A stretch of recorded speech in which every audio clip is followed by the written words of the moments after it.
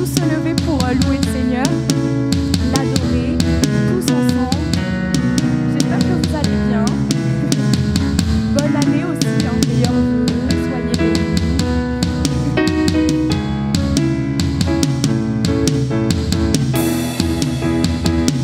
Et on va chanter tous ensemble les sons. Nous venons célébrer Dieu, nous voulons l'adorer. Devant lui nous nous courons pour élever son nom. Nous venons célébrer Dieu, nous voulons l'adorer. Devant lui nous nous courons pour élever son nom. Laissons entrer le roi de gloire, acclamons-le, Dieu de victoire, il est vainqueur. Faisons lui place, il est roi et Seigneur. Laissons entrer le roi de gloire, acclamons-le, Dieu de victoire, il est vainqueur. Faisons lui place, il est roi et Seigneur. Dieu est là, il nous attend, il entend nos prières. Sa parole est éternelle, elle est notre essentiel. Dieu est là, il nous attend, il entend nos prières. Sa parole est éternelle, elle est notre essentiel. Laissons entrer le roi de gloire, acclamons-le, Dieu de victoire, il est vainqueur. Faisons lui place, il est roi et Seigneur. Laissons entrer le roi de gloire, acclamons-le, Dieu de victoire, il est vainqueur. Faisons lui place, il est roi et Seigneur. Accueillons notre Dieu, il est le merveilleux, glorieux, majestueux. Accueillons notre Dieu, il est le merveilleux, glorieux, majestueux. Accueillons notre Dieu, il est le merveilleux, glorieux, majestueux.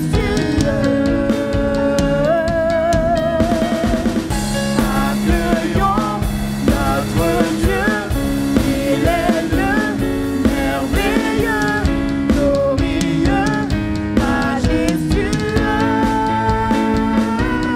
Laissons entrer le roi de gloire, acclamons-le, Dieu de victoire, il est vainqueur. Faisons lui place, il est roi et Seigneur. Laissons entrer le roi de gloire, acclamons-le.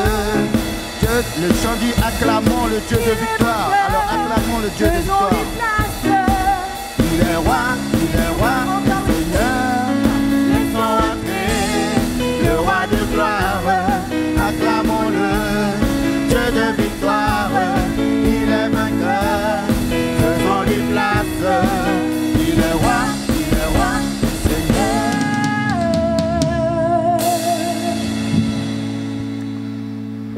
Alléluia.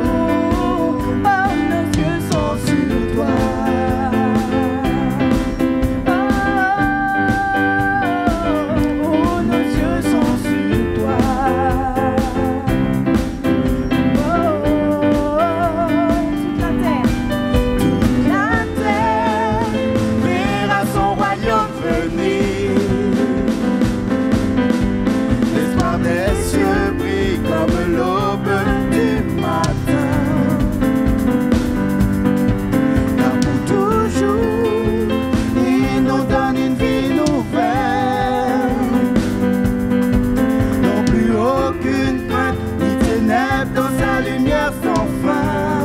Encore une fois, toute la terre. Toute la terre verra son royaume venir. L'espoir des cieux brille comme l'aube du matin. Car pour toujours, il nous donne une vie nouvelle. Non plus aucune crainte ni ténèbres.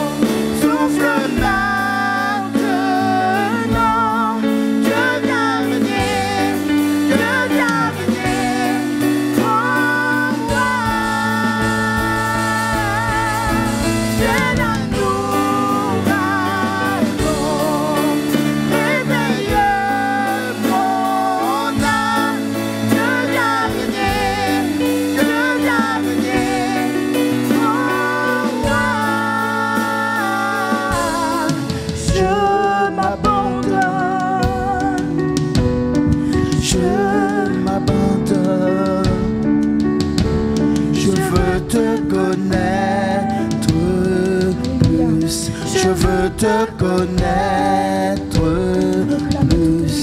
Je m'abandonne.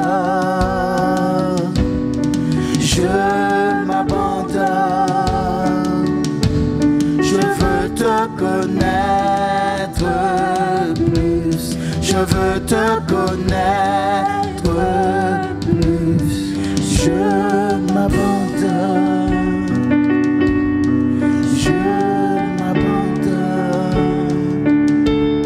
Je veux te connaître plus.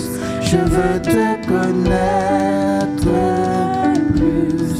Je m'abandonne. Jésus, tout est à toi. Je m'abandonne. Je veux te connaître plus. Je veux te connaître plus. Je m'abandonne. Je m'abandonne. Je veux te connaître plus. Je veux te connaître plus.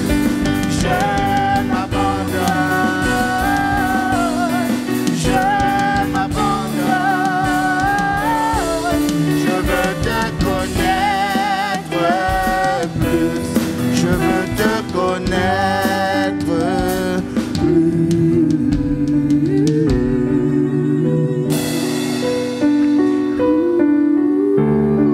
Oui, ce matin, nous voulons nous abandonner entre tes mains, Seigneur. Nous voulons te demander, Seigneur, de nous conduire. Conduis-nous, Seigneur. Nous avons besoin de toi dans nos vies. Merci pour ta présence, oh Dieu. Alléluia, Seigneur.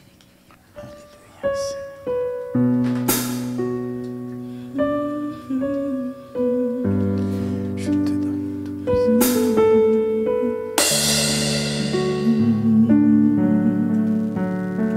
On va continuer de s'abandonner.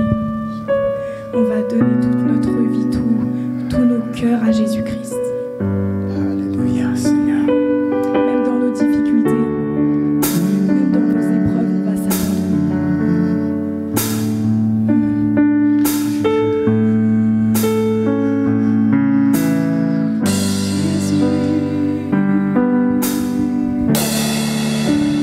Alléluia, Seigneur. Je te Donne mon cœur, il ne m'appartient plus. Ce que j'ai de meilleur,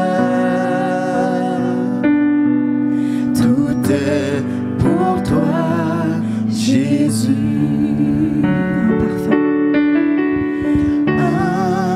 Parfum de valeur, sur toi est répandu. C'est l'offrande de mon cœur. Je suis à toi, Jésus. Je te donne. Je te donne mon cœur. Il ne m'appartient plus. Ce que j'ai de meilleur, tout est pour toi, Jésus. Un parfum de valeur, sur toi est répandu. C'est l'offrande de mon cœur. Je suis à toi, Jésus. Prends mon âme, prends mon cœur, je te donne tout. Prends ma vie.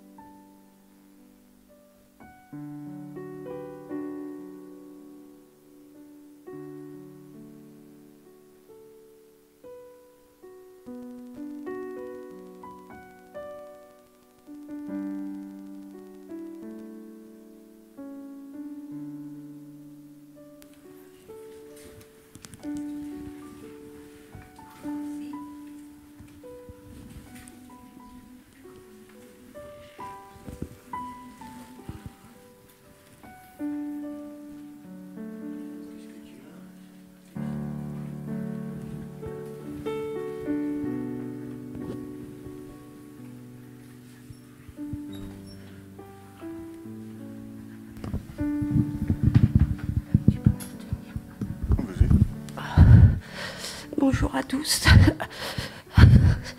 Il y a quelques semaines, j'ai eu une vision.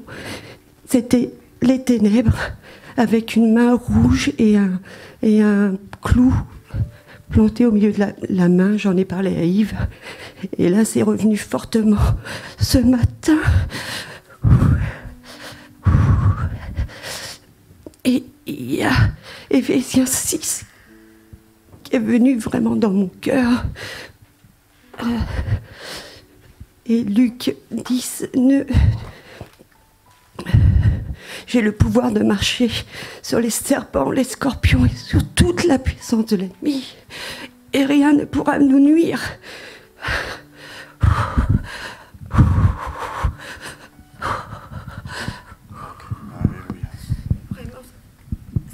Et j'ai entendu aussi, vraiment pour encourager son peuple. Vraiment, c'est un encouragement pour tout le monde, que ce soit pour moi ou pour vous. Amen. Alléluia. Alléluia. Alléluia. Est-ce que j'ai allumé ça? C'est bon, vous m'entendez? C'est bon, super. Bonjour à tous. Franchement, je ne sais pas qui a choisi ce dernier chant, mais là, si vous vouliez toucher mon cœur, c'était celui-là qu'il fallait choisir. Ça a une valeur toute particulière, c'était le chant que j'avais choisi lorsque je me suis fait baptiser. Luc Dumont. Un magnifique chant. Alléluia, en tout cas, je suis très content d'être avec vous ce matin. Un peu embué, mais très heureux d'être avec vous ce matin. Alors, j'ai vu que pour les anniversaires cette semaine, il y avait eu Evodie, le 5, si je ne me trompe, le 5 janvier 2000. 10 ans déjà. 10 ans, c'est ça, c'est bien ça? Eh bien, quand vous croiserez Evodie, eh bien, vous lui direz joyeux anniversaire. Alléluia. 10 ans. Eh bien, 10 ans, je fais moins 7, 3. C'est-à-dire que j'ai connu à 3 ans. Oh, punaise. Ça pousse. Moi, ça ne se voit plus à mon âge, mais... Alléluia. Donc, réunion de prière et le mardi et étude biblique le vendredi sur Skype à 20h, pardon. Ça ne change pas. Réunion de jeunes ce samedi. Ce samedi, donc samedi 16 à 15h30 à l'église, où on partagera sur le thème que personne ne te méprise, ne méprise ta jeunesse. Donc c'est dans 1 Timothée 4, où on verra ça. Donc regardez bien, faites attention à cela.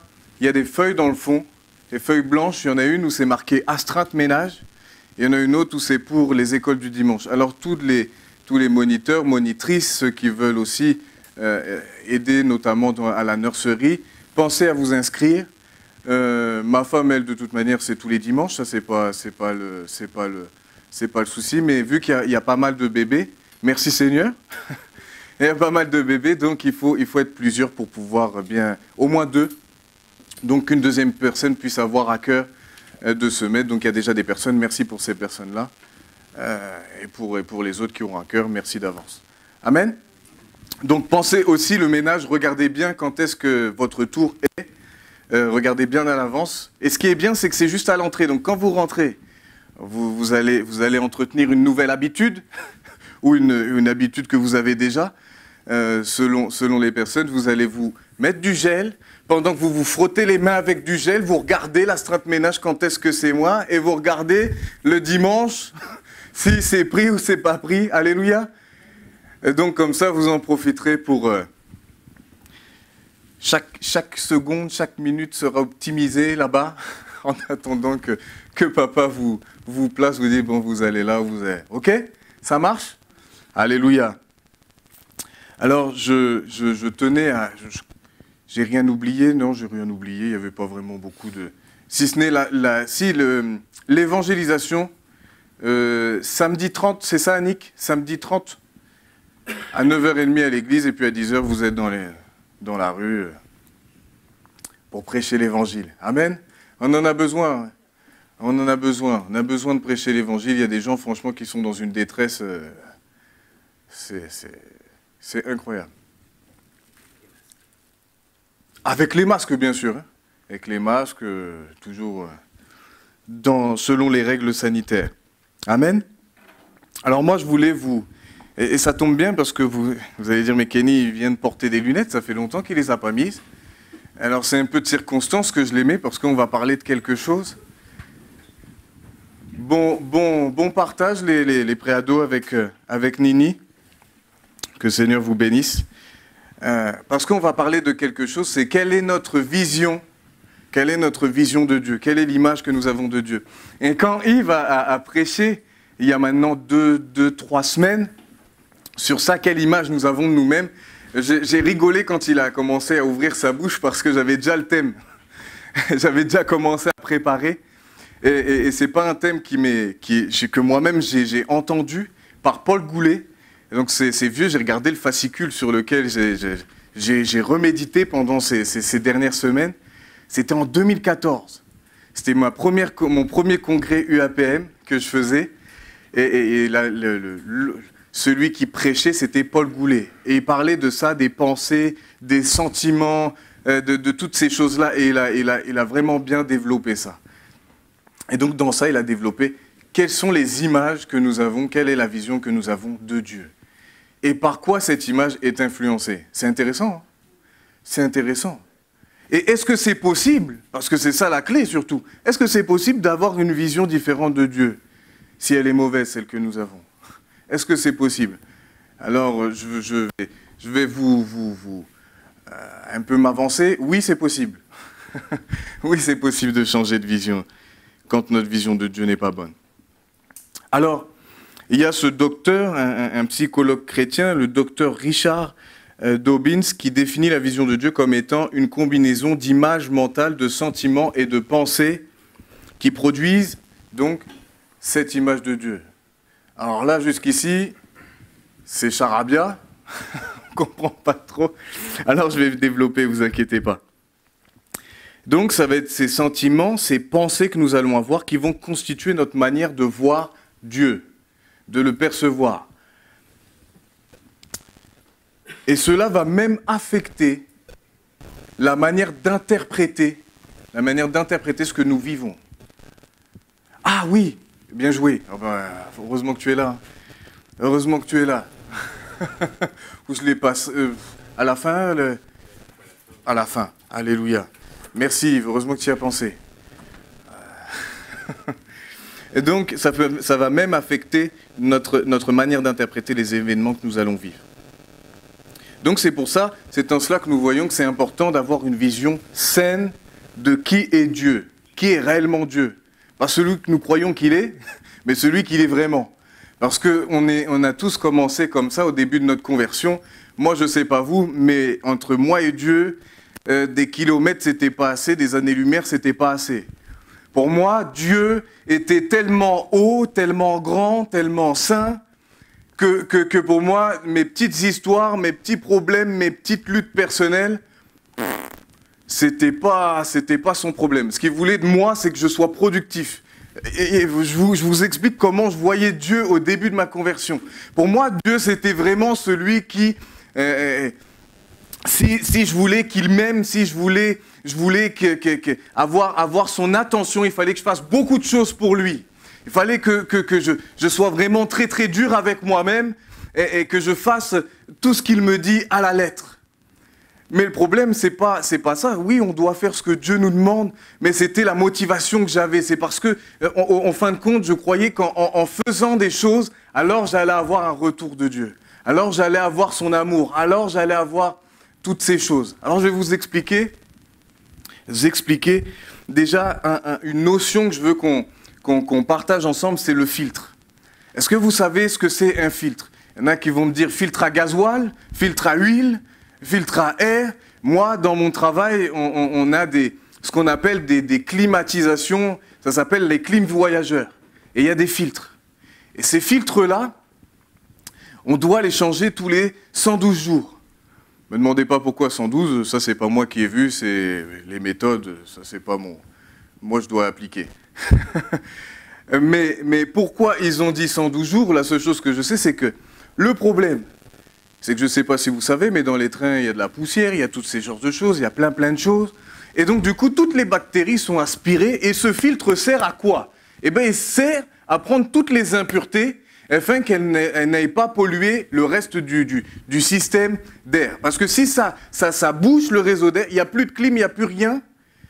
Et là, on est soumis en tant qu'entreprise, on est obligé d'avoir un système de climatisation qui est opérationnel, avec les milliers, les milliers, les millions de personnes qui prennent le train chaque jour. Alors là, je vous parle de mon travail, mais nous, c'est pareil. On a ce qu'on appelle notre filtre. C'est-à-dire que le filtre, selon ce que nous avons vécu, selon ce que nous avons traversé, on va avoir un filtre.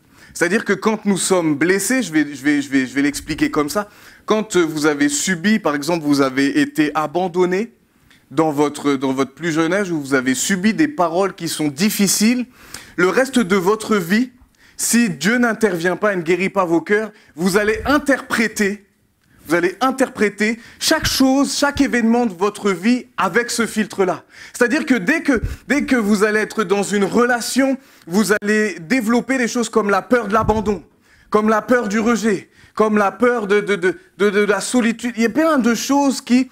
Et à travers ce filtre-là, vous allez toujours, quand il va se passer quelque chose, vous allez toujours vous sentir abandonné, pas aimé, rejeté. Donc ce type de pensée. C'est clair? Donc c'est ça en fin de compte, c'est le filtre. C'est par quoi nous allons filtrer tout ce que nous vivons. Ok? Vous avez tous compris? Parce que ça c'est important. C'est très très important. Donc là on est dans le domaine des pensées encore. Ah, ces pensées, franchement, c'est vraiment le QG. Si ici, ça tourne pas rond, dans le sens où si ici, c'est pas, comment dirais-je, renouvelé par le Seigneur, par sa parole et par tout ça, franchement, ici, c'est tout le reste, ça va impacter toute notre vie. Et ça va même jusqu'à impacter les émotions, parce que du coup, c'est ça la peur de l'abandon, la peur de ne pas être aimé, ça touche notre âme aussi. Donc c'est vraiment important de savoir si on a une vision saine ou si on a un cœur qui est toujours... est-ce que mon cœur n'est pas blessé?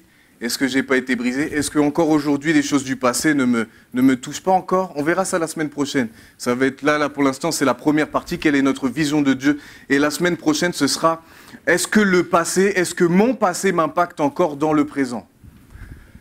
Ça va être les deux, ça sera la semaine prochaine. Alors, pour faire très simple, j'ai fait un schéma. Moi, j'aime bien faire des choses comme ça dans ma tête. Schéma, c'est si nous avons une vision de Dieu mauvaise, ça va découler. Ça va faire quoi? Une interprétation qui est mauvaise et des sentiments qui vont aller sur la même voie. Mais si on a une vision saine de Dieu, on va alors avoir une bonne interprétation. On va pas croire des mensonges. Et en plus de ça, on aura des sentiments du coup qui vont aller sur la même voie. Ça va tout impacter. Par exemple, je pourrais donner encore cet exemple-là, avant que je me convertisse, avoir des relations hors mariage, mentir, être violent, être tout ça, ça ne me dérangeait pas. Avec le filtre que j'avais développé, j'étais le moins pire des pires. Donc ça va, j'étais bien. Mais à la lumière de la parole, c'était pas la même chose. Je voyais qu'il y avait des choses qui n'allaient pas. Donc c'est là où on voit qu'on doit filtrer notre vie par rapport à ce que la parole de Dieu dit, pas par rapport à ce que nous pensons croire être vrai. Amen.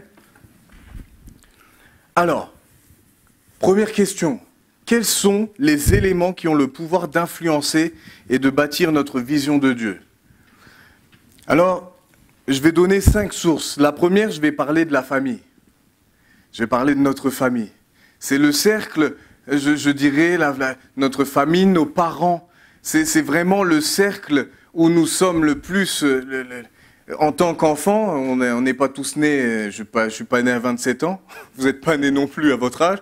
On a été bébés, et donc on a été auprès de nos parents, auprès des grands-parents, auprès des tantes, des oncles, et chacun d'entre eux ont déposé quelque chose en nous. Vous savez, des fois, souvent on disait ça quand, au tout début où je prêchais, on me disait que quand je parlais comme mon père.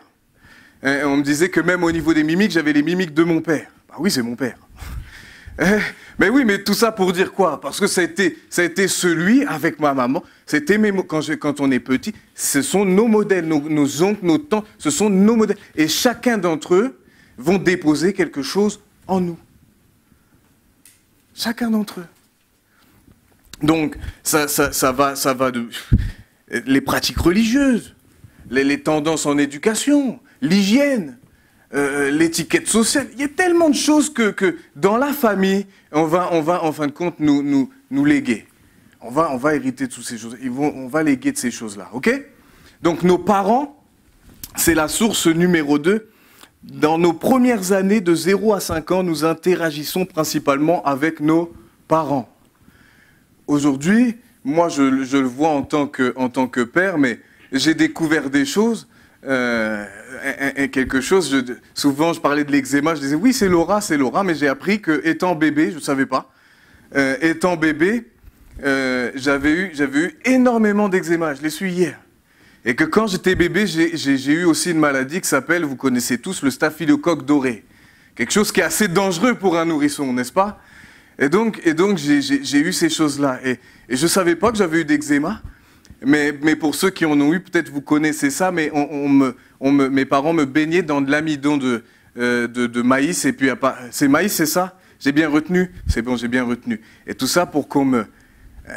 Donc, c'est-à-dire que les parents, qu'on le veuille ou non, quand on est un bébé, et parents, pour un enfant, c'est ceux à qui on se rattache. Moi, je vois maintenant avec Eden, dès qu'il me voit, et il est obligé de me tirer mon jean, il est là, il me tire, il a peur que je ne le vois pas, dû à ma grande taille et à sa petite taille, et donc il me tire, et on voit que dès que Laura sort d'une pièce, ou si je sors d'une pièce, ou si, même des fois, Amélie va sortir d'une pièce, ou ma mère, ou quoi que ce soit, eh ben, il y a un temps où il est triste, il sent qu'il est attaché.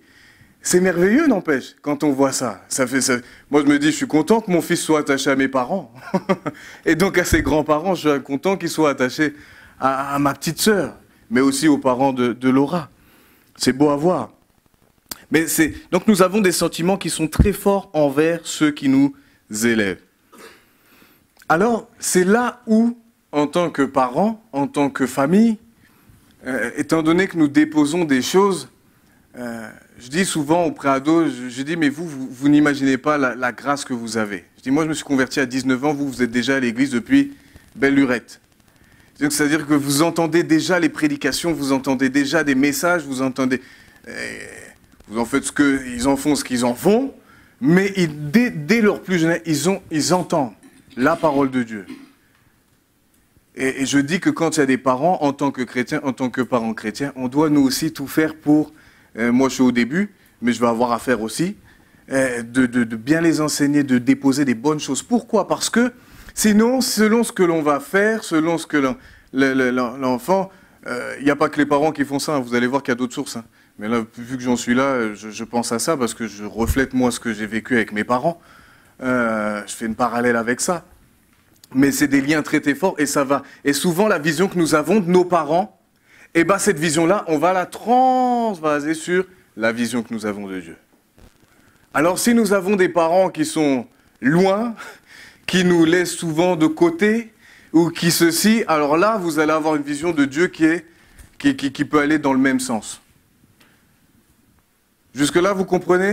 Je ne suis pas trop compliqué, j'essaie de donner beaucoup d'exemples pour que ce soit... Mais il n'y a pas que les parents, il n'y a pas que la famille. Il y a les enseignements.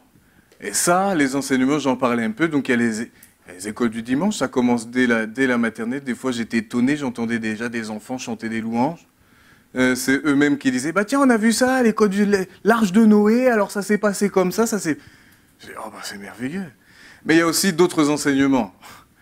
Il y a à l'école, il y a plein d'enseignements qui sont donnés. Il y a aussi par rapport aux camarades. Je pense à ma période d'adolescence où il y a tellement de choses qui nous sont données comme ça, où on découvre quoi? On découvre... C'est là où vraiment j'ai découvert, parce que quand j'étais plus jeune, je ne comprenais pas toutes ces choses-là, mais c'est là où j'ai compris. Il y avait l'islam, j'ai compris qu'il y avait le bouddhisme, j'ai compris qu'il y avait le catholicisme, J'ai compris qu'il y avait beaucoup de religions. Et puis, en fin de compte, si on ne fait pas, selon les enseignements qu'on va recevoir, on va être plus ou moins influencé. Et ça peut créer une réelle confusion. Amen. Sur ça, franchement, moi, quand je me rappelle, il y avait tellement de choses. J'ai dit, mais si Dieu... Mais c'est trop compliqué. C'est laquelle la bonne? C'est l'islam? Je ne sais pas si vous savez, mais j'ai essayé de me convertir à l'islam. À la base, c'était à l'islam. La première chose à laquelle je voulais me convertir, c'était l'islam. Donc j'ai beaucoup... C'est comme ça aussi que j'ai découvert beaucoup de choses au sujet de l'islam, parce que c'est la première religion à laquelle je voulais adhérer. Mais j'ai appris plein d'autres choses. On va parler aussi des expériences de la vie. Alors, les expériences de la vie. Alors ça, j'ai pensé à un collègue, un ancien collègue qui s'appelait, on l'appelait tous Bébert, mais son surnom n'avait rien à voir avec son prénom. On l'appelait Bébert. Et ce Bébert me disait quelque chose. Et il me disait, tu sais, avant, quand j'étais jeune, j'allais à l'église catholique, j'allais à tout ça. Il dit, mais un jour, mon père est tombé malade. Il dit, j'ai prié Dieu qu'il le sauve et il est mort. Et il dit, depuis ce jour-là, je ne veux plus entendre parler de Dieu. C'est ce type d'expérience, des fois, même quand on évangélise, souvent quand vous parlez avec certaines personnes, ils vont en fin de compte, à cause de ces choses-là, de leur interprétation, ils vont dire, vu que Dieu... Non, c'est que Dieu m'aime pas. C'est que Dieu s'en fiche de moi. C'est que Dieu se fiche de ma souffrance. C'est que Dieu... Et ainsi de suite. Mais on pourrait parler aussi de ceux qui sont victimes d'abus. De ceux aussi qui ont des parents qui sont alcooliques, qui ont des parents qui sont violents, qui subissent des paroles qui sont méchantes, qui sont humiliantes. Il y a tellement de ceux qui sont négligents. Et ceux aujourd'hui, et j'ai fait des recherches parce que ça m'a un peu tiqué. Aujourd'hui, le monde veut nous faire croire, la société veut nous faire croire que divorcer, c'est pas grave. Aujourd'hui, la société veut nous faire croire que... Mais si vous saviez, et ma femme fait partie de ce cas-là, et quand j'ai parlé avec ma femme, j'ai vu combien c'était quelque chose de terrible. Combien c'était terrible. Combien elle en a souffert. Combien elle en a souffert. Vous savez que j'ai lu ce sondage-là et j'ai trouvé que c'était... Je ne dis pas que c'est un sondage chrétien, rien du tout. Ils ont fait un sondage comme ça, il y a beaucoup de sondages. Et j'ai regardé. Sur tous les mariages, vous savez combien de mariages finissent en divorce? Pratiquement un sur... Oui, c'est ça, pratiquement. J'ai vu 45%. J'ai regardé 45% de mariages finissent en divorce. C'est-à-dire qu'un couple sur deux qui se présente à la mairie, qui se marie, un couple sur deux va finir par divorcer. Imaginez un peu la réalité des choses. Et quand je méditais sur ça, et je me suis rendu compte de quelque chose, mais quand j'étais petit, et que je disais que mes parents étaient encore ensemble, c'était un truc de fou. Parce que, attendez, quand je dis petit, je ne parle pas 15-16 ans, hein. Je parle de 6-7 ans. À 6-7 ans, la plupart de mes copains avec qui j'allais chez eux, et d'ailleurs je les enviais, oh ça c'était mon cœur d'enfant, je les enviais parce que du coup, vu qu'ils étaient divorcés, c'était un peu les enfants rois. Alors du coup, ils demandaient quelque chose, ils l'avaient. Bon, ça c'était mon cœur d'enfant, c'était ma manière de penser. Mais aujourd'hui, je me dis, mais merci Seigneur, heureusement que mes parents sont encore ensemble. Heureusement que mes parents ont été ensemble tout ce laps de temps où j'étais jeune. Parce que je voyais bien les dégâts que ça faisait chez détresse scolaire. La plupart, ils avaient même plus envie d'aller à l'école, ils étaient tellement dans les problèmes, dans les choses qu'ils entendaient avec leurs parents, qu'ils n'arrivaient pas à se concentrer, ils avaient envie de rien. C'est terrible, hein? Et la création. Ah, la création. Je ne sais pas si vous êtes comme moi, mais s'il y a bien une chaîne préférée que j'ai, c'est National Geographic. Je ne sais pas, vous connaissez cette chaîne-là? Franchement, mais cette chaîne-là, c'est une pépite. Hein? Cette chaîne-là, c'est franchement merveilleux. Et moi, à chaque fois, avant d'être converti, je me disais, mais c'est bizarre quand même. Et des fois, il parlait de choses qui sont invisibles à l'œil, mais si ces choses disparaissent, la faune et la flore, il y a des choses qui peuvent disparaître. Et ça crée un équilibre. Et je dis que grâce à la création, on voit réellement la main de Dieu. C'est pas fait au hasard. La girafe, c'est la girafe, le lion, c'est le lion, l'hippopotame, c'est l'hippopotame. Et quand vous regardez, tout à chacun a son rôle, et s'il y en a un qui disparaît, ça met la zizanie. Vous savez, si une espèce disparaît, il y a une chaîne alimentaire. Hein. Donc ceux qui mangeaient cette espèce qui disparaît, ben, ils sont mal. Hein. Ils vont finir par souffrir de la faim eux aussi.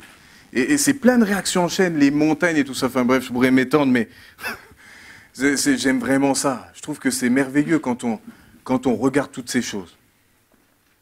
Alors ça, c'est dans Romains 1,20 qui nous est dit « En effet, les perfections invisibles de Dieu, sa puissance éternelle et sa divinité se voient comme à l'œil depuis la création du monde. Quand on les considère dans ses ouvrages, ils sont donc inexcusables. » Et c'est vrai que quand on voit, c'est pas le hasard, c'est impossible.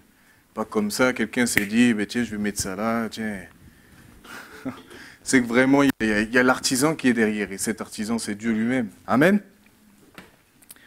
Alors maintenant, je vais parler de ces images déformées que nous avons de Dieu. Alors déjà, je vous ai exprimé, moi, le Dieu, il y avait un peu un mélange avec plusieurs. Alors, je vais donner celle du... Et je l'ai appelé comme ça. Je pourrais dire le Dieu sévère, mais moi, j'ai dit plus le Père Fouettard. Le Père Fouettard. La première image des déformés que je vais voir avec vous, je vais partager avec vous, c'est celle-ci. C'est-à-dire, il est le Dieu du ciel, avec un gros bâton. Son premier but est de nous surveiller, de s'assurer que nous serons punis à la moindre erreur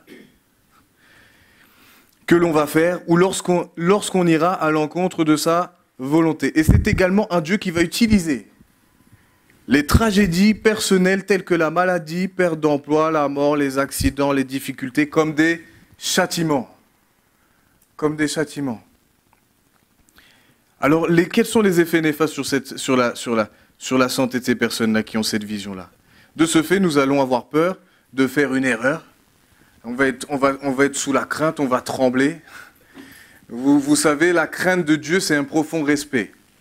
Donc, c'est-à-dire que quand on décide de faire sa parole, l'attitude saine, c'est parce qu'on a un profond respect. On sait que si Dieu dit quelque chose, c'est qu'il y a une raison, c'est toujours pour notre bien, et c'est pour nous préserver de plusieurs désagréments. Mais là, je parle de ceux qui vraiment voient Dieu comme un père fouettard, comme celui qui, à la moindre occasion, va les battre, va les punir, va les... Donc, de ce fait, nous allons avoir peur de faire une erreur, quelle qu'elle soit, par crainte du retour enflammé de Dieu. Les croyants qui perçoivent Dieu de cette façon se consacrent à essayer de tout faire très bien. C'est ce que je vous disais. C'est en fin de compte, on veut tout faire. Mais pourquoi? Parce qu'en fin de compte, on a plus la trouille qu'autre chose. La motivation, c'est la trouille. Parce qu'on a la trouille de Dieu. Ils ont une vision très rigide du bien et du mal. Ils appuient leur perception de Dieu. Et ça, pendant trop longtemps, quand je voyais ça, j'ai dit wow. Et pourtant, Dieu est Dieu. Mais maintenant, j'ai compris que Dieu ne va pas arriver tout de suite comme à l'épisode de Sodome et Gomorrhe, comme à l'épisode du déluge. C'est qu'avant, Dieu avait bien prévenu. Et oui, à un moment, Dieu, quand plusieurs fois il a averti, il y a un moment où il y a le jugement de Dieu. Comment vous faites avec vos enfants? Vous dites une fois, touche pas à ça, fais pas ça. Une deuxième fois, touche pas à ça, fais pas ça. La troisième, non, pas de troisième. C'est bon, maintenant je te punis, Donc c'est normal, c'est ce qu'on appelle la discipline. À un moment, ne me faites pas dire ce que je dis pas. Dieu est un Dieu, au bout d'un moment, s'il dit il va dire plusieurs fois, et merci, il est patient. Il est bon, mais il y a un moment, pourtant Dieu est amour, ça ne change rien à cet aspect-là de sa nature, mais il y a un moment, Dieu est un père aussi, et il y a la discipline. C'est-à-dire que si on n'en fait qu'à notre tête, il va y avoir des conséquences. Et là, ce n'est pas la faute de Dieu, parce que Dieu a averti. Mais ça, on va voir un peu plus tard, je m'avance.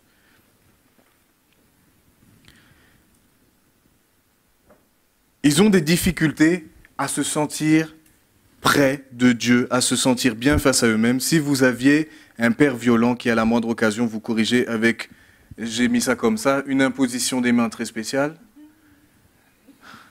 J'ai mis ça comme ça. Vous sentiriez-vous proche de lui? Ben non, si à la moindre chose vous vous approchez de votre père, la seule chose qu'il sait faire, c'est vous rejeter, c'est vous taper, c'est ceci, on n'a pas envie de s'approcher de lui. Hein. N'est-ce pas? On n'a pas envie de s'approcher de lui. Et ça va avoir une incidence sur nous-mêmes. Alors là, un Dieu, je dis que Dieu a des exigences, mais là c'est un Dieu, je dirais, un Dieu surexigeant. Dans le sens où il n'est jamais satisfait des croyants. Jamais satisfait des croyants. Et jamais satisfait de nous. Dans ce sens-là, pour développer une relation avec lui, il faut toujours essayer de faire mieux et mieux encore, tout en réalisant que nous ne serons jamais à la hauteur. Alors punaise, quand on est face à on croit qu'on a un Dieu comme ça, qui est jamais satisfait de nous, qui est jamais content de nous, vous savez, je vais faire beaucoup de parallèles avec l'éducation parce qu'en fin de compte, c'est vraiment ça. Et c'est pour ça qu'il y a des visions déformées comme ça de Dieu. Quand vous avez affaire à des parents, et moi, franchement, je dis merci Seigneur parce que malgré tout, en réfléchissant, je me dis qu'il y a des moments où papa me disait « Oh là, tu peux mieux faire ». Mais franchement, il avait raison. Il y avait des moments où il me disait « Tu peux mieux faire ». Et là, il avait raison. Mais il savait que, et maman pareil, il savait que dans certaines matières, j'avais des difficultés. Donc, ils étaient justes. Donc, mais quand vous avez, même quand il y a des difficultés, par exemple, des matières, on n'est pas tous bons en histoire, on n'est pas tous bons en tout ça, mais on a besoin d'aide. On a besoin d'aide, n'est-ce pas? Et je dis que dans ces choses-là, c'est comme s'il envoyait Dieu, peu importe ce qu'on va faire, c'est jamais assez bien, il est jamais satisfait, jamais content de nous. Alors là aussi, franchement, c'est une vision, c'est difficile de s'approcher d'un Dieu comme ça. Hein. Surtout quand on sait déjà dans notre cœur, on se dit mais c'est perdu d'avance, alors là, franchement, ça donne pas envie. Ils ont donc des difficultés à comprendre le principe de l'amour inconditionnel. Alors, et de l'acceptation. Alors là, j'ai mis en rouge. Retenez bien, encore ne me faites pas dire ce que je ne dis pas. Ça ne veut pas dire que tu ne dois pas te sanctifier. Ça ne veut pas dire que Dieu ne veut pas que tu ailles de progrès en progrès. Ce n'est pas ça que ça veut dire. Ça ne veut pas dire que sous ce prétexte-là, vu que Dieu m'aime, vu que Dieu m'accepte, alors je ne dois pas me sanctifier, c'est bon, je peux rester tel que je suis. Non, nous venons tels que nous sommes, mais nous ne devons pas rester tels que nous sommes. Nous devons nous laisser travailler par le Saint-Esprit. Amen. Nous devons nous aussi avoir ce désir d'aller de progrès en progrès. Mais ça veut dire que, en fin de compte, et c'est à travers ce verset-là que cette vision de Dieu que j'avais a disparu, c'est que, mais Dieu prouve envers nous son amour en quoi? Qu'il a donné son Fils unique, et surtout quoi? Qu'il nous a aimés le premier. Il n'a pas attendu que tu sois parfait. De toute manière, s'il attendait ça, je pense que Jésus ne serait jamais arrivé. Mais c'est bien parce qu'il nous a aimés, parce qu'il s'est donné en premier. Il s'est donné lui-même à la croix. Et il dira dans les Écritures, non pas qu'on m'ait pris ma vie, mais c'est moi qui la donne. C'est Jésus qui a décidé de donner sa vie pour nous. Donc il t'aime. Et c'est pas ce que tu vas faire ou ne pas faire, parce qu'il aime les pécheurs, et pourtant ils font rien de ce que sa parole dit, mais il nous aime. Et avant qu'on se donne à Jésus. Et j'ai lu ça, j'ai médité, il disait, mais quand vous étiez odieux, c'est l'apôtre Paul, je crois, ou Pierre qui parle, qui dit ça, mais quand vous étiez odieux, quand vous étiez rebelle, quand vous étiez violent, mais Dieu nous aimait déjà. Il n'aimait pas ce que nous faisions, mais il nous aimait nous en tant que personne, et vous venez nous sauver. Amen. Et ça, il y a beaucoup de nuances, mais c'est des nuances qui sont très importantes. Sinon, on se trompe. Donc, ils essaient, ceux qui ont cette vision de Dieu, ils essaient continuellement de faire des choses pour obtenir l'approbation de Dieu. Mais ils finissent toujours par croire qu'ils ont échoué. Je dis certainement lorsque, étant enfant, ça leur arrivait soit avec les parents, soit avec les maîtresses d'école et les maîtres d'école, parce que ça aussi... j'ai subi des... Mais Kenny, t'es trop ceci. Mais Kenny, t'es trop cela. Des profs qui me disaient ça. De toute manière, des profs qui me disaient, Kenny, t'es un bon à rien. Eh oui, mais tout ça quand on est jeune.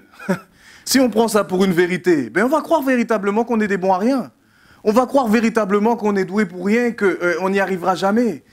Et quand ce sont des personnes qui sont une autorité pour nous, qui ont une responsabilité, à nos yeux, et ben ça nous touche. Quand c'est des maîtres d'école, des maîtresses, ben ça nous touche, surtout quand on essaie de faire tout notre mieux. Ah, c'est clair que j'étais pas parfait. Martine pourrait vous le dire. On m'appelait Duracell. J'avais une énergie débordante. mais je crois que ça ne mérite pas d'avoir des paroles comme ça. Chaque enfant est différent. Ma petite sœur, c'est tout l'opposé. Quand elle était petite, elle se disait « Mais elle est où Amélie ?» Moi, on m'a jamais dit ça. Mais elle est où Kenny? C'est plutôt le contraire. C'était plutôt le contraire. Mais elle est où Serge? Elle est où Nathalie? Ben, cours après Kenny. C'était plutôt dans ce sens-là. C'était dans ce sens-là plutôt. Mais tout ça pour dire que toutes ces paroles-là, toutes ces choses-là, mis bout à bout, eh ben, font que nous pouvons avoir des images déformées de Dieu.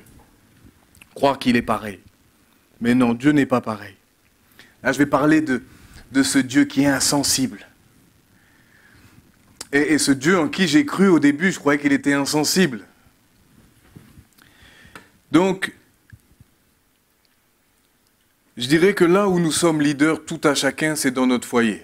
Nous sommes tous je dirais le ministère, même avant d'être pasteur ou quoi que ce soit, je dis le ministère que j'ai qui est important aussi, c'est celui de parents. Et c'est un ministère qui est aussi important pour vous, n'est-ce pas? Et ça, c'est un ministère tous les jours, ça ne s'arrête pas. Il n'y a pas de pause. Il n'y a pas un moment où on dit pause, pouce. Et je dis même des fois, quand nos enfants sont grands, bah, ça continue encore. On arrive encore à avoir des soucis, des choses comme ça, des choses qui nous touchent. Ça ne s'arrête pas. Quand on est parent, c'est pour la vie. Amen. Alors, là, dans la description de ce Dieu qui est insensible, sa seule préoccupation va être que ses commandements et ses règles soient suivis. Il n'a pas le temps pour les douleurs. Il n'a pas le temps pour les douleurs. Il n'a pas le temps pour les problèmes, peu importe de quel type, que ce soit dans votre famille, que ce soit vous-même, vos luttes, tout ça. Il n'en a que faire. Ça, je parle de l'image erronée, parce que Dieu n'est pas comme ça du tout. Et je vais donner des versets d'ailleurs qui montrent tout l'inverse. Ce qui compte est le résultat final, c'est-à-dire la productivité, ce que vous allez faire. Au final, ce qui va être le résultat. Donc les sentiments sont des obstacles non nécessaires qui doivent être ignorés ou niés. Alors là, c'est terrible quand on fonctionne comme ça. Et je dis même pour un leader qui agit comme ça, quelqu'un qui agit comme ça, c'est terrible. Que ce soit dans le monde du travail, que ce soit... C'est terrible. Donc, qu'est-ce que ça va pousser à faire? Ils essaient de surmonter les difficultés de façon à aller de l'avant. Ils s'efforcent de conserver une bonne apparence dans l'Église afin que personne ne soit au courant de leur combat. Bah oui, parce que pour eux, ils ont une image d'un Dieu qui s'inflige. Donc il faut le plus possible... non, on montre rien, non, je suis très très fort, ça va, alors qu'à l'intérieur, on est plus que... Demander de... ça, alors ça c'était moi, ça. Demander de l'aide serait perçu comme un échec. Ça, je me rappelle, des fois, j'étais dans des luttes au début de ma conversion terribles. Et pourtant, j'avais confiance en Yves. Mais je n'osais pas lui dire, parce que pour moi, si je lui disais ça, c'est que j'étais pas bon, c'est que j'étais faible, c'est que j'étais nul. Non, faut pas penser comme ça. Vraiment, je vous encourage à pas penser comme ça. Il y a des moments, et même aujourd'hui, il y a des moments, j'ai des coups de mou. Il y a des moments, je ne suis pas à fond. Il y a des moments, je suis découragé. Il y a des moments, je suis abattu. Il y a des moments, je suis blessé. Et toutes sortes de choses. Mais le fait d'accepter ça, de reconnaître que je suis dans cet état-là, alors je peux mieux prier pour pouvoir me relever. Et je vais pas nier mes souffrances, je ne vais pas faire l'autruche, je ne vais pas faire comme si tout était beau, comme si tout était bon, non. Mais au contraire, je vais trouver refuge dans ce Sauveur, dans ce Seigneur qui va me donner la force, la capacité de continuer, de me relever, de guérir mon cœur brisé. Amen. Ils pensent que Dieu ne s'intéresse pas à leur souffrance, mais uniquement à leur succès, à leur réussite. Alors, c'est là où j'ai mis passage en contradiction avec cette vision, c'est que Nous avons plusieurs que je connais par cœur. D'ailleurs, c'est grâce à ça que je les connais par cœur, parce que j'avais moi-même cette vision. Déjà, c'est 1 Pierre 5,7, et il dit quoi? Et déchargez-vous de tous vos soucis, car quoi? Car lui-même prend soin de vous. Donc, ça montre bien que déjà, on n'a pas un Dieu qui est insensible. On n'a pas un Seigneur qui est insensible. Maintenant, nous avons Matthieu 11, 28, qui va nous dire quoi? Vous connaissez Matthieu 11, 28? Ah, vas-y. Ah, c'est facile, là. Ah, c'est facile, j'avais pas vu. Ah, j'avais pas vu. Bon, c'est pas grave. Venez à moi, vous tous qui êtes fatigués et cherchez, et je vous donnerai du repos. Amen. Mais je sais que vous le connaissez quand même. Parce que ça, ce sont des passages véritablement, quand c'est comme ça, quand vous êtes... Moi, j'aime proclamer ça, parce que je sais qu'il va me donner du repos pour mon âme. Je sais que là où je suis abattu, il va me donner du repos. Parce que ça, c'est mon Dieu. Ça, c'est une vision saine de Dieu. Il nous aime. C'est pas quand tu es au plus bas qu'il va lui aussi te mettre un coup de pied, il va te finir au sol. Non, non, non, ça, c'est pas Dieu, ça. Ça, c'est pas Dieu. Peut-être que dans la situation, il va te dire des choses qui vont pas te faire plaisir, mais quand il va te les dire, c'est pas dans le but de te condamner, mais c'est pour que tu puisses te relever, que tu puisses prendre conscience de certaines choses, de certaines de tes attitudes. C'est jamais dans le but de t'enfoncer, c'est jamais dans le but de te détruire. Au contraire, le but, c'est toujours de te ramener à lui. Toujours. Toujours, toujours, toujours, toujours. Nous avons Hébreux 4, 15, 16, car nous n'avons pas un souverain sacrificateur qui ne puisse compatir à nos faiblesses. Au contraire, il a été tenté comme nous, en toutes choses, sans commettre de péché. Approchons-nous donc avec assurance du trône de la grâce afin d'obtenir miséricorde et de trouver grâce pour être secourus dans nos besoins. Amen. Ça, c'est notre Dieu. Ça, c'est notre Dieu. Quand on chantait le dernier chant, et c'est ça qui m'a touché, je me suis rappelé de toutes ces choses que j'ai vécues de difficiles. Des fois, c'était parce que c'était des conséquences de mes actes, mais des fois, c'est des choses que j'ai subies. Et je me suis rappelé de quelque chose, c'est que quand on s'abandonne véritablement à Dieu, quand on s'abandonne vraiment à lui, même quand on est brisé, même quand on est blessé, même quand on est fatigué, même quand on est chargé, on continue, on lui demande son aide. Eh bien, il va nous secourir, il va nous aider. Même des fois, quand tu te dis, mais comment je vais m'en sortir?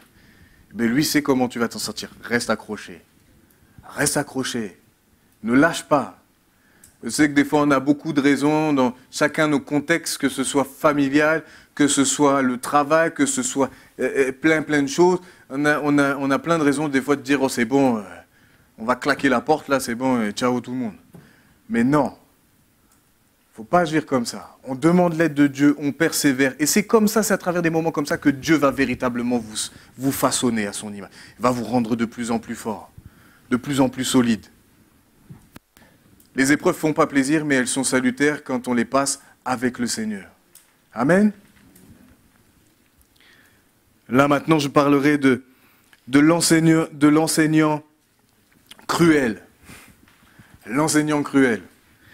Alors disons que cette vision-là de Dieu ressemble à celle du Père Fouettard, mais elle se développe à partir d'un désir sincère de comprendre les tragédies et les crises qui frappent les vies, nos vies.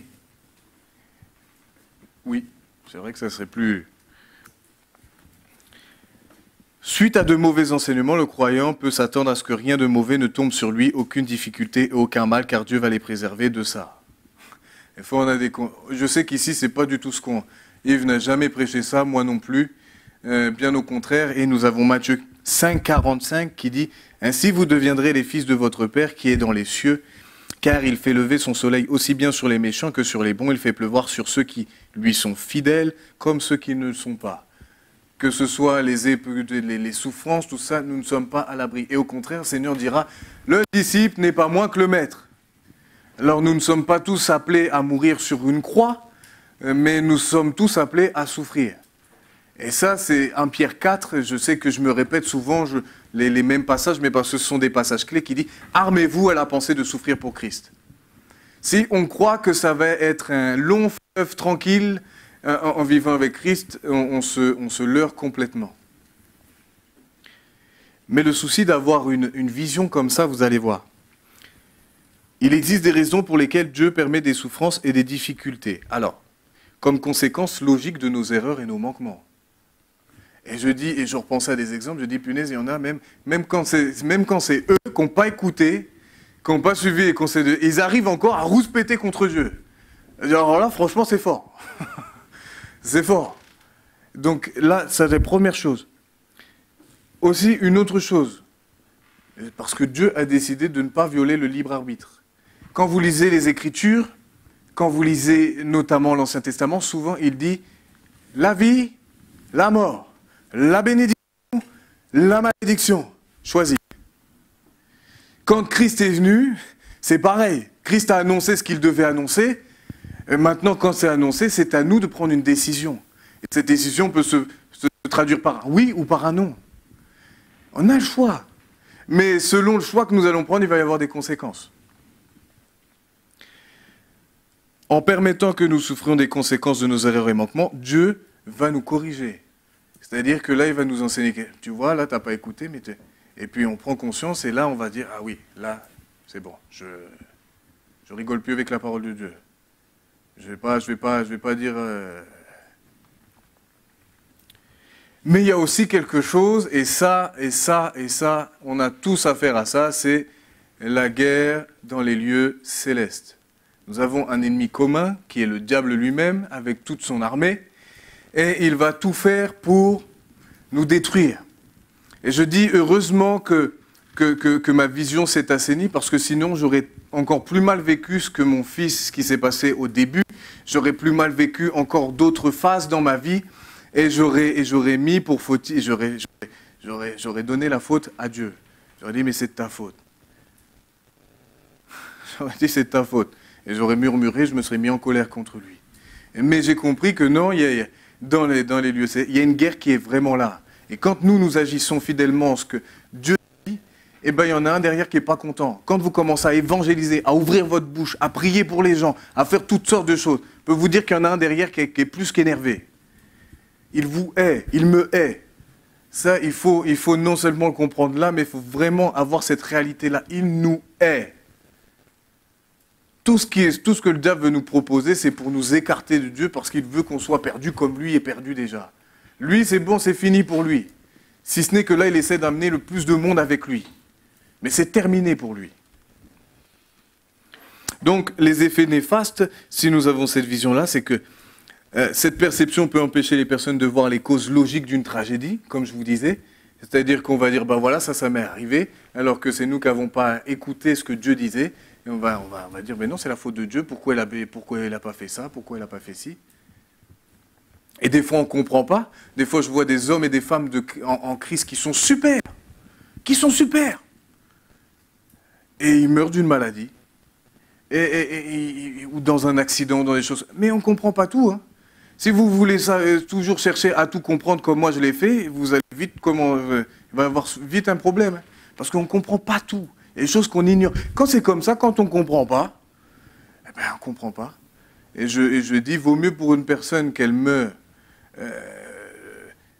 maintenant je pense comme ça, qu'elle meure avec Christ plutôt que sans Christ. Même si c'est tragique, même si c'est terrible, parce que la famille souffre, ben oui, quand on perd un être aimé, c'est terrible.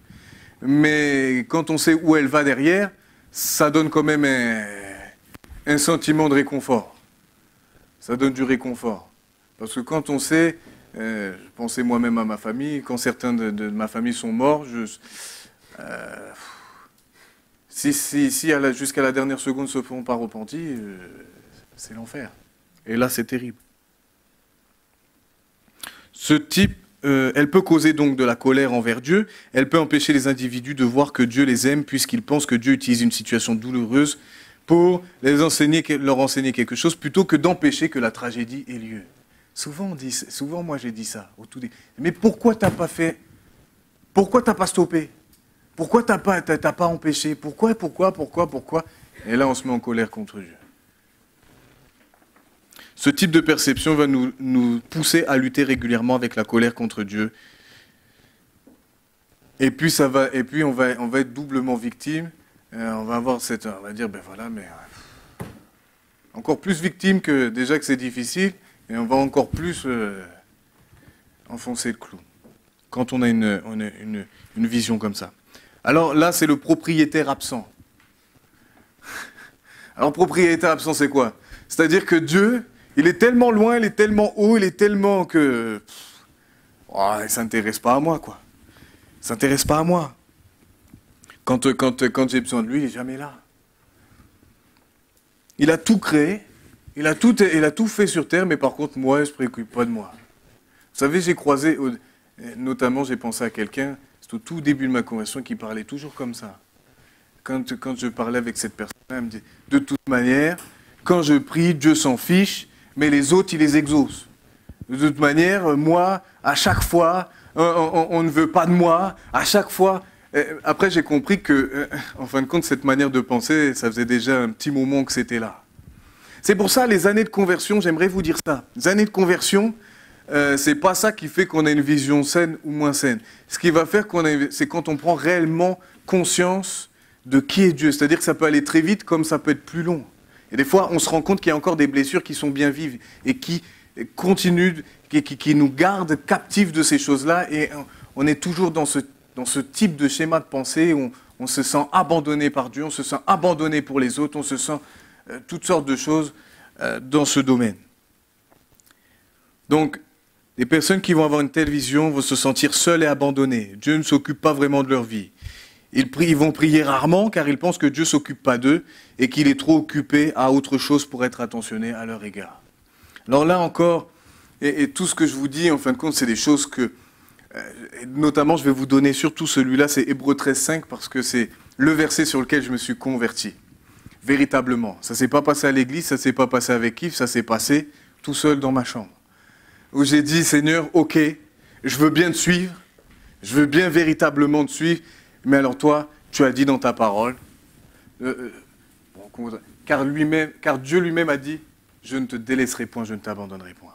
Et c'est sur cette parole que j'ai dit, Seigneur, j'abandonne tout. La drogue, toutes les fréquentations qui sont mauvaises, toutes ces choses-là, je m'abandonne. Par contre, toi, s'il te plaît, juste tiens cette promesse-là. C'était le tout début, je ne connaissais rien. Mais je connaissais ça, je l'avais déjà lu. Et j'ai dit, Seigneur, s'il te plaît, ne m'abandonne pas, ne me délaisse pas. C'est la seule chose que je te demande. Vous savez, quand Dieu promet quelque chose, en général, il le fait. Des fois, on peut avoir le sentiment, au travers des choses qu'on vit, que Dieu est loin, mais c'est faux. C'est complètement faux. Dans tes souffrances, dans toutes ces choses-là, Dieu est bien présent. Dieu est bien là. Et si tu invoques son nom de tout ton cœur, il va venir t'aider. Il va venir te guérir ton cœur. Il va venir te soulager, te prendre ton fardeau.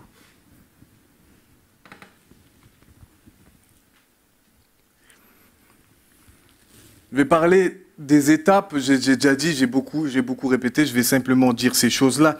Les étapes pour corriger des perceptions déformées de Dieu, donc la parole de Dieu déjà la parole de Dieu, s'appuyer sur les véritables promesses de Dieu, non parce que nous pensons que Dieu est, mais ce que Dieu est véritablement.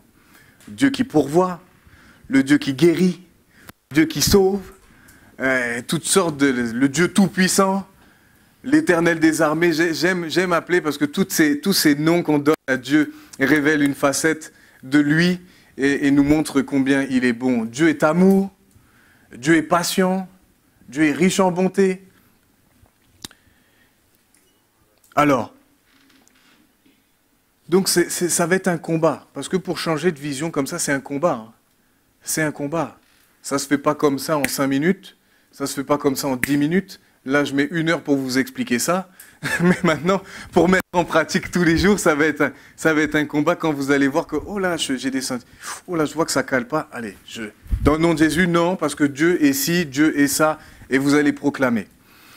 Donc, nous devons être conscients du fait que notre vision est déformée. Déjà, il faut se rendre compte. Vous savez, c'est comme pour beaucoup de choses. Il y en a qui si vous parlez à quelqu'un qui est addict à l'alcool, si lui ne s'en rend pas compte, il va avoir du mal à s'en sortir déjà. S'il ne réalise pas que c'est un problème, il va avoir du problème. Donc il faut d'abord réaliser que là, ah oui, c'est vrai, là, dans les points qui ont été non. Ah oui, là, je vois que... Bon, allez. Donc déjà, on reconnaît. Première chose. Donc là, déjà, quand on accepte ça, le processus, il commence. N'oublions pas que nous avons ce consolateur qui nous enseigne toutes choses. Donc le Saint-Esprit, moi j'ai beaucoup demandé ça au Saint-Esprit. Je lui ai demandé 2 choses au début de ma conversion. Saint-Esprit, montre-moi comment Dieu me voit. Et je lui ai demandé une autre chose, c'est montre-moi qui tu es vraiment. Parce que des fois, je voyais quand Yves parlait et quand moi je pensais, je disais, mais il y a un problème, on n'a pas le même Dieu. Donc je me disais, soit il se trompe, soit je me trompe. J'ai réalisé que je me trompais. Et à la lumière de la parole, j'ai vu que, ben oui, ça calait pas. C'était pas bon. Nous devons vouloir changer notre perception de Dieu. Et nous devons être prêts à faire ce qu'il faut pour changer cette perception-là. Et donc après c'est là, donc je vous disais, on va étudier la parole de Dieu. Dieu est lumière, Dieu est justice et miséricordieux, Dieu est amour, Dieu est fidèle. Mais aussi, il est important d'avoir je dis ça, c'est important, et je bénis Dieu pour ça. C'est que, notamment quand je parlais avec Yves, ça m'a aidé parce que lui avait une vision saine de Dieu. Donc quand je parlais avec lui, et des fois je lui disais des choses, et il me disait, mais non Kenny, c'est pas ça, regarde ce que la Bible dit. Et quand je voyais ce que la Bible dit, je dis, ah bah oui, là, c'est pas Yves qui parle, c'est pas sa pensée, là, c'est Dieu qui dit ça. Alors je me dis, ah bah oui, ayez des personnes vraiment qui ont une vision saine de Dieu. Notamment, moi, c'était Yves, je voyais Paris, j'allais voir Yves, je demandais, etc. Donc, profitez. Yves, moi, maintenant, je peux dire que grâce à ce que Yves a déposé en moi, j'ai une vision maintenant qui est saine de Dieu. Et je ne suis pas le seul, vous avez certainement d'entre vous, tout le monde n'a pas une vision qui n'est pas saine. Il y en a qui, déjà, depuis le temps, qui ont une vision saine, amen. Mais faites attention, des fois, je dis, purée, même dans les prophéties, les gens disent, Dieu m'a dit. Mais mon Dieu, c'est un Dieu qui cisaille tout. C'est un Dieu qui coupe tout le monde en morceaux. Je dis, mais non. Je dis, mais qu'est-ce que c'est que c'est pas mon Dieu, ça. C'est pas mon Dieu. Et donc, il faut faire attention. Une fois, je dis, même dans les prophéties, les gens disent, Dieu m'a dit. Non. C'est la vision qu'ils ont de Dieu, mais elle n'est pas bonne. Donc, ce qu'ils disent que soi-disant Dieu dit, c'est pas Dieu qui le dit. C'est pas Dieu qui le dit. Être honnête avec soi-même, prier et demander à Dieu de voir les déformations de notre vision et à développer une vision saine. Alors ça, c'est Romains 12.2. Romains 12.2, qu'est-ce que va nous dire Romains 12.2 ? Soyez transformés par le renouvellement de votre intelligence. C'est-à-dire dans votre manière de percevoir les choses. Soyez renouvelés. Mais renouvelés par quoi ? Pas par la pensée de pensée de ce monde, mais par la pensée de Christ. Par la pensée de Dieu, être véritablement renouvelé. Quand il y a des pensées, comme il y a des manières de vivre, et je dirais qu'on développe, et plus on vit ces choses-là, on est dedans. Moi, il y a des choses, c'était vraiment dur pour moi de me détacher. Parce que ça faisait déjà des années que j'agissais comme ça. Ça faisait déjà des années que je me comportais comme ça. Alors, il fallait que je fasse un reset total et que je fasse un demi-tour complet. Mais ce n'est pas impossible. C'est pas impossible. Rien n'est impossible à celui qui croit. Et tout est possible à Dieu. Amen. Amen. Et donc, alors, quand on décide véritablement de s'appuyer sur ses promesses, Dieu va y répondre. J'ai mis aussi, au niveau de la librairie, moi j'ai lu beaucoup de livres comme ça, des ouvrages qui sont vraiment des bénédictions, je dis, pour le peuple de Dieu, où on voit véritablement qui est Dieu. Méditez des choses comme ça. C'est plus facile de passer du temps sur YouTube, c'est plus facile de passer du temps sur Facebook. Mais punaise, la plupart des choses, c'est mauvais. Des fois, j'écoute un peu, je vois dernière fois, il s'appelle le général, je dirais pas son nom. Punaise, quand il parlait, je dis, mais c'est qui ça? Mais qui c'est ce gars? Mais c'est qui ce... Dit n'importe quoi, tous sont là. Oh, général, oh, général. Alors, parce qu'il s'appelle général, ça y est, oh lolo, général. Mais il dit n'importe quoi. Et ça me rend fou. Puis l'autre, il va te dire, vas-y, tape sur WhatsApp, 06 71 50 10 39 9, prophétique, et je te donne ta prophétie. Mais on est dans quoi, là? Moi, franchement, peut-être ça vous fait rire, mais moi, ça m'énerve. Parce que si vous saviez tous les gens qui sont là et disent, moi, je veux ma prophétie. Et on dirait qu'on va chercher un bout de viande chez le boucher. On dirait qu'on va préparer un barbecue. On est là, on fait nos courses, tiens, celle-là, bon, cette prophétie, non, elle ne me plaît pas trop, bon, je vais aller voir un tel. Ah, tiens, celle-là me plaît un peu plus, bon, c'est bon, je la garde, cette prophétie. Mais c'est quoi? C'est n'importe quoi. Alors vraiment, je dis ça, tout n'est pas mauvais. Hein. Tout n'est pas mauvais. Mais franchement, je dis, souvent, on n'est pas attiré par les meilleures choses. Hein. Souvent, c'est souvent des gars comme ça. Et pourtant, ils ont une éloquence, ils ont quelque chose qui fait qu'on est subjugué par ça. Mais quand vous écoutez un peu plus ce qui sort de leur bouche, quand vous les mettez en parallèle avec la parole, vous dites, mais qu'est-ce qu'ils racontent? Et quand vous regardez les commentaires, Amen, Amen, Amen, Bishop, Amen, Amen. Je dis, mais mon Dieu, mais où est-ce qu'on est? Soyons des chrétiens de béret. Soyons de ceux qui allons vraiment lire la parole. Soyons des hommes et des femmes de la parole. Parce que sinon, franchement, si l'autre te raconte n'importe quoi, comment tu vas discerner? C'est ce que je disais au préado, dimanche dernier. Je disais, mais pourquoi les actes des apôtres, c'est dit, ils persévéraient? Le premier, c'est dans les enseignements des apôtres. Mais parce qu'il y avait déjà à cette époque-là des gens qui étaient déjà assez farfelus pour dire déjà des doctrines diverses, des choses où ça contredisait complètement la parole. Déjà à cette époque-là. Comment on veut discerner ce qui est bien et ce qui est mal si nous-mêmes on s'imprègne pas de la parole de Dieu?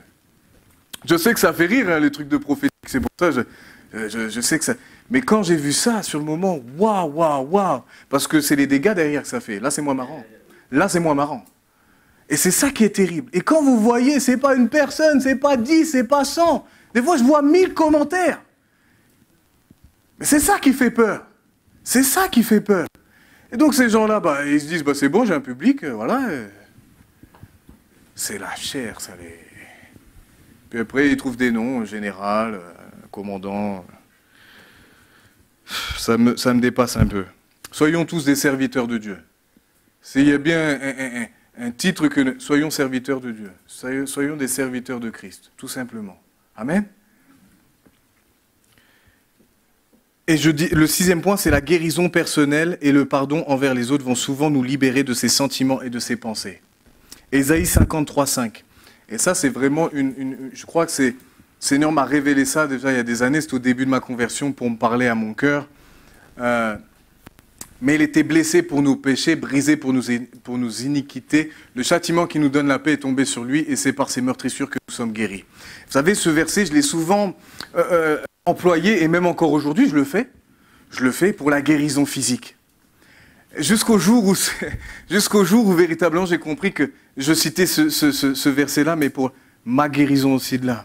Parce que toutes ces meurtrissures à Jésus, tout ce qu'il a subi, tous les coups, il veut nous guérir entièrement, il veut nous restaurer entièrement. C'est pas simplement de nos maladies, c'est pas simplement ça, mais c'est aussi de l'âme, de toutes les paroles que vous avez reçues étant plus jeune. Et je dis des fois, c'est même inconscient parce que ça fait tellement longtemps qu'on vit avec ça, qu'on s'est accoutumé de ces choses-là.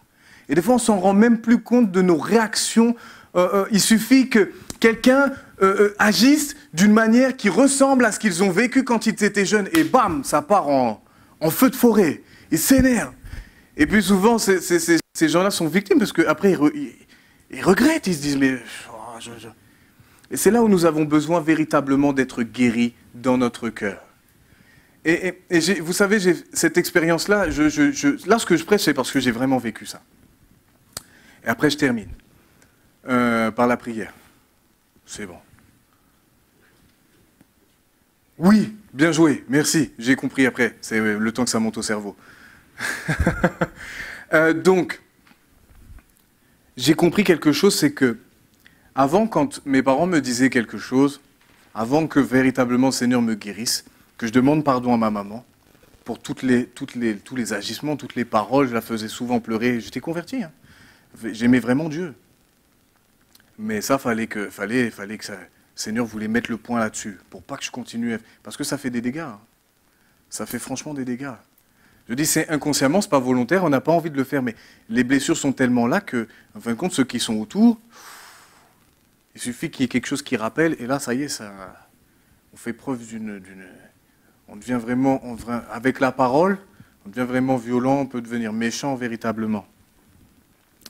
Et donc, le jour où j'ai demandé, ces seigneurs ont rentré, j'avais fait pleurer ma maman, et quand je suis rentré à la maison, j'ai regardé une prédication. J'étais en colère, j'ai regardé une prédication, je voulais me calmer. Et j'ai regardé Joyce Meyer. Et Joyce Meyer, alors là, si vous voulez connaître des choses par rapport aux blessures, tout ça, la guérison de l'âme, franchement, c'est la bonne personne. Parce qu'elle aussi a vécu. Et quand elle parlait, ça m'a tellement touché, je me suis mis à pleurer. Il n'y avait personne dans ma chambre. Je pleurais. Et j'ai réalisé qu'il fallait que je demande pardon à ma mère.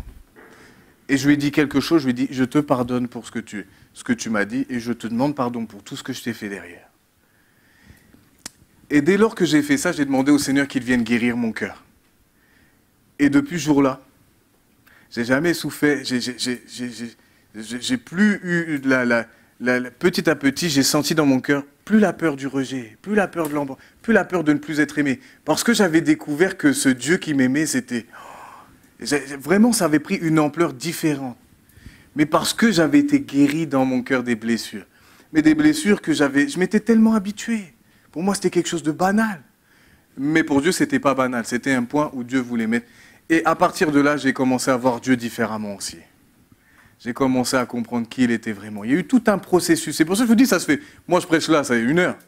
Mais ça ne s'est pas fait en 1 mois, ça ne s'est pas fait en 3 mois. Mais vraiment, ça a été étape par étape, jusqu'à ce que vraiment j'ai une vision saine. Mais c'est pour tout à chacun. Vraiment, je vous encourage, c'est pour tout à chacun. Amen. Alors, on va passer la corbeille. Qui va passer la corbeille? Vas-y, je te laisse.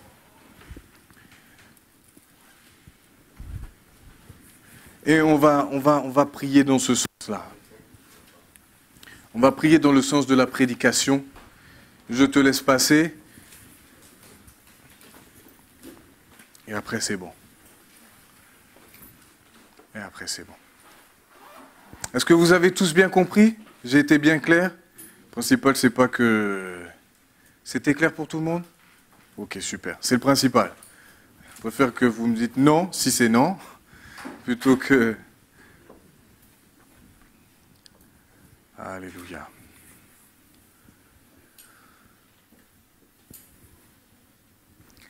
Alléluia. Vas-y, Donald.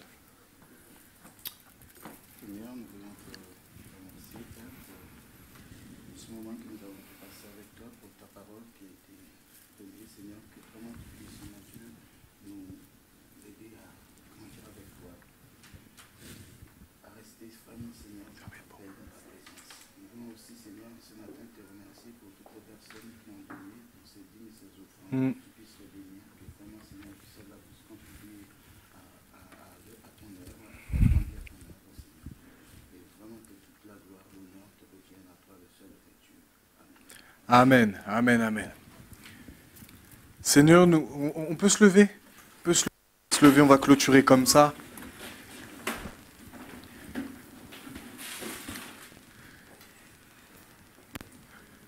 Si vous vous êtes senti visé, s'il y a des points, faites ce qu'il y a à faire avec le Seigneur. D'accord?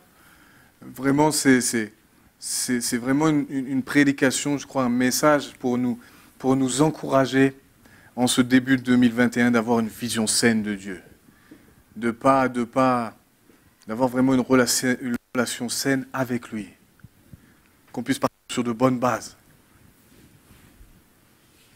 Seigneur, nous te disons merci pour ce temps que nous passons ensemble et nous voulons vraiment te bénir, nous voulons vraiment t'élever. Je veux prier, Seigneur, pour tout à chacun, vraiment que tu puisses, toi, Saint-Esprit, mettre le doigt, s'il y a encore quelques visions qui sont déformées de toi, où nous n'avons pas une vision saine de toi, là où tu vois où il y a eu des blessures, des enseignements, des expériences, des choses qui... véritablement nous touchent, nous ont touchés et nous touchent encore. Seigneur, je te prie d'intervenir. Saint-Esprit, viens, je te prie pour tous ceux qui ont le cœur brisé à cause de paroles qui ont été proclamées. Et des choses où ils sont encore, je dirais, emprisonnés, captifs de ces choses-là. Je veux proclamer que toi, tu es venu pour guérir les cœurs brisés. Je veux proclamer maintenant, Saint-Esprit, que tu vas passer ton baume sur les cœurs et que tu vas guérir même les blessures les plus profondes, celles qui font encore mal aujourd'hui, ne serait-ce que quand ils y pensent, nous y pensons, tu vois combien ça a encore un impact sur nous. Alors je te prie, Saint-Esprit, vraiment pour cette année, ce début d'année 2021, de guérir, de repartir vraiment sur de bonnes bases. avec toi, en ayant une vision saine de toi. Je te prie vraiment pour que la passion pour ta parole puisse vraiment augmenter entre chacun d'entre nous. Que vraiment la passion pour ton nom puisse augmenter en chacun d'entre nous. Que tu puisses vraiment nous révéler ta parole, que tu puisses vraiment nous parler tout à chacun dans nos situations, dans nos cœurs, dans ce que nous vivons, comment nous te voyons. Vraiment, viens nous parler véritablement. Dans le nom tout-puissant de Jésus, vraiment que le sang de Jésus soit sur tout à chacun en cette période qui continue d'être difficile au niveau de la pandémie, mais nous prenons autorité contre ce Covid et nous prions pour que, Seigneur, à travers tout ça, tu puisses te glorifier, que ton Église puisse être mise en avant, que nous puissions vraiment, véritablement être l'Église que ton cœur attend, que nous puissions briller là où nous sommes, dans le nom tout-puissant de Jésus. Amen. Et bien voilà les amis, on fait tous un gros bisou, passez un bon dimanche, et puis on se retrouve pour ceux qui seront là, mardi sur Skype, et puis vendredi, et puis dimanche. Alléluia, alléluia, alléluia. Allez, je vous laisse faire le service. Oui, c'est...